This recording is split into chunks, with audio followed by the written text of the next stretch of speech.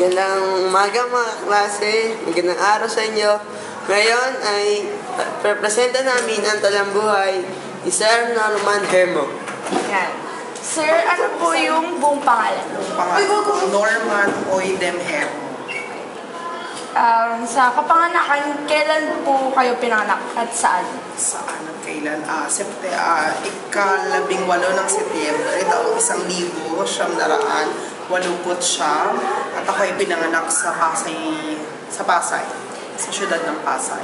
Ano pong pangalan ng mga magulang? Okay, ang aking ama ay si Frisco Estolatan Hermo at ang aking ina ay si Norma Oidem Hermo.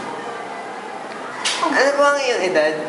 Ako ay 23 taong gulang na ngayon. Okay. Sa lahi po, Pilipinong-Pilipino po. Pilipinong-Pilipino. You're Filipino si Sir. Katayuang sibil. Ako ay, Single. Married, proposed. And relihiyon po. Relihiyon ay Roman Catholic o Romano Katoliko. Katoliko. Sa edukasyon naman po, saan po nag-elementary? Ako ay nagtapos ng elementarya sa paaralang elementarya ng Bukandala. Sa high school po? Ikalawang mataas na paaralan ng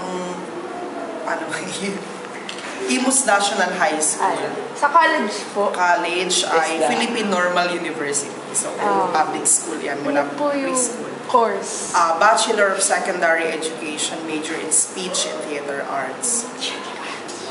Ayan.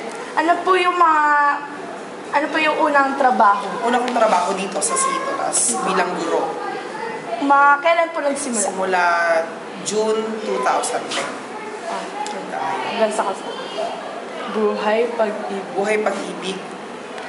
Sino pa naging crush niyo? Crush, wala. Yung jowa. Ay, zero. Girlfriend? Okay. Sa mga nakamit. Anong klaseng pagkakamit? Awards po. Awards, achievements. Awards naman, nung high school ba or mula noon? Lagi akong nagiging mga direktor ng taon, manunula ng taon, pangbibigkas ng taon, mananalumpati ng taon, newscaster of the year, mga ganun, mga performing arts na mga contest. And mga interest po. Interest, ako ay nasa teatro. Yun ang na-interest ko, yung mga presentation, mga performances. Pinaka-last na po. Sa buong buhay niyo, ano po yung pinaka-embarrassing moment? Wala akong maalalang nakakahiyang pangyayari. Hindi niyo po makakalimutan na pangyayari na lang. Wala, parang Sino pa na first time magkaroon? First time na ganun. First time nagkaroon naman. ang hirap mag-isip ng siguro yung college days. Kasi talagang ko yung mga gusto kong gawin. Pag may mga presentations, mga theater presentations. College, nagdidirect ako ng play, nagma-arte ako sa play. Okay na po. Thank you po, sir. Salamat po, sir.